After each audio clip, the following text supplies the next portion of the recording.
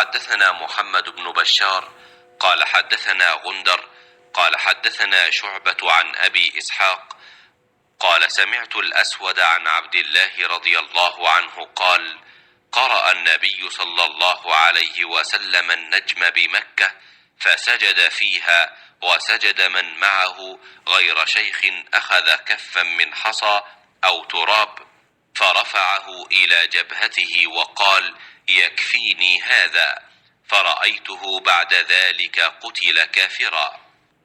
अबू इसहाक ने कहा कि मैंने असवद से सुना, उन्होंने अब्दुल्लाह बिन मसूद रदी अल्लाह अन्हु से कि मक्के में नबी करीम सल्लल्लाहु अलैहि वसल्लम ने सूरह नज्म की तिलावत की और सजदा तिलावत किया। आपके पास जितने आदमी थे मुसलमान और काफर, उन सब ने भी आपके साथ सजदा किया।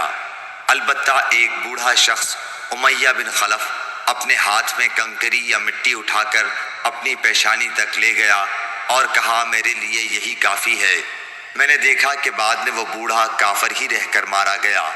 सही बुखारी हदीस नंबर 1067।